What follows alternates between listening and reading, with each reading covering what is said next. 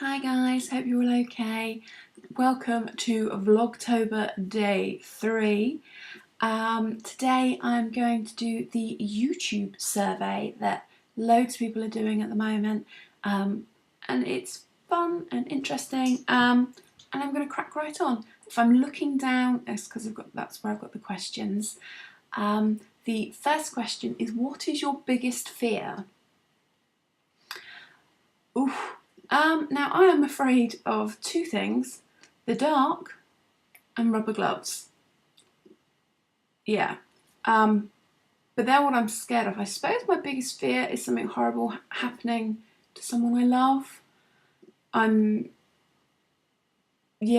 Something, and obviously your imagination can run wild with you, but something horrible happening to someone I love, be that financial or illness, after watching, this is getting really negative really quick, but after watching one parent die, that kind of became my fear. I think prior to that it was being alone, even though I've never been alone. I went from my parents' house to living with my now husband, but yeah, it's kind of, as I've grown, it's kind of evolved into someone I love getting hurt or being in danger, that kind of thing.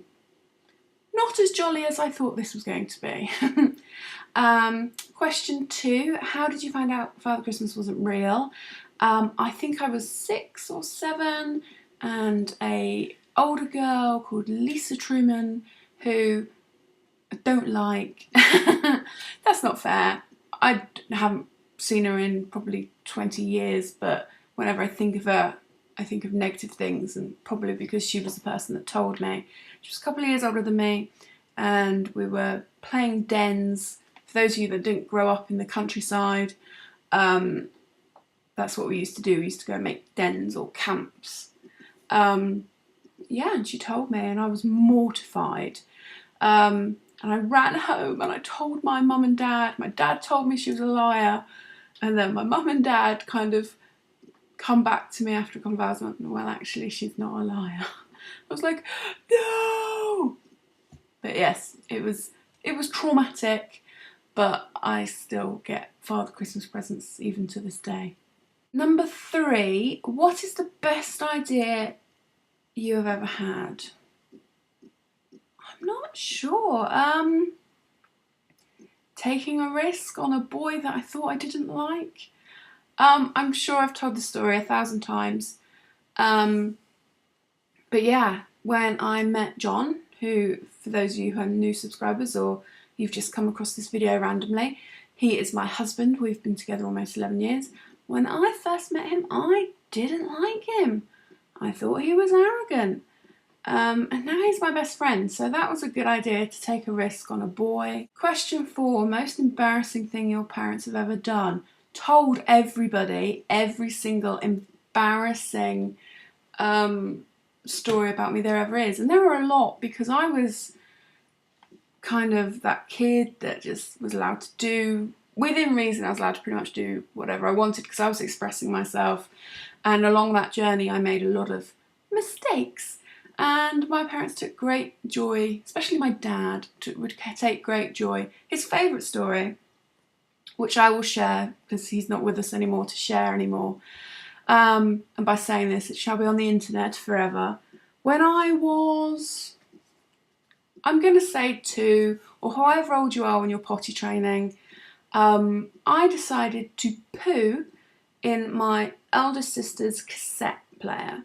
Cassettes, for those of you who don't know, is what we had in between records and CDs. Yes, so I don't know how I did it, I don't remember doing it, but I've heard the story said a bajillion times that I pooed into a cassette player and then closed it. And then my older sister, who I adore, who luckily still loves me, found it, and then my Uncle Colin cleaned it for her. So really, I think it's more embarrassing for him than myself. But yes, there are so many stories along those lines, and taking my clothes off in public, and trying to wee in a toilet in a bathroom store, which obviously isn't plumbed, but I just dropped my knickers, tried to have a wee. When I was younger, my sister took me to a place, oh, I can't remember what it's called. I live in a really touristy area, and there's like, it's something miniature village, and I went around and I kissed all the gnomes, and I'd cry if there was one I couldn't get to. So yes, that's some of the embarrassing stories that scar me and make me the person I am, but there are thousands of them, and my parents pretty much would tell them to anyone who would listen. And number 5 is, if you were only allowed to pick one career for the rest of your life, what would you be? What do you want to be when you grow up? A tough one. I love the industry I work in. Again, for those who don't know, I'm in the renewables sector. I love it. I've been in the industry for almost 10 years, and I really enjoy it. You're truly making a difference to the world, and not many jobs do that, you know. But do I want to do it forever? See, there's a dream in my mind that one day I will have a rescue centre, maybe, you know, or maybe not a rescue centre, but like maybe when I'm older,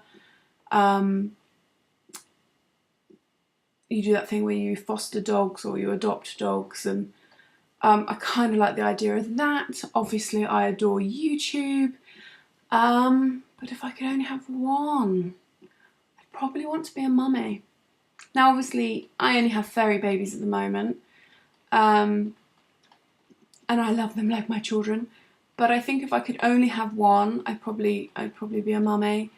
Be that to my biological children or adopted children or foster children, because it's something I do think I'd probably be good at. So yeah, and that's all the questions. It was not as jolly as I thought it was going to be, but at least I was honest. I hope you've liked this video. If you have, please give me a thumbs up. People I tag will be listed below.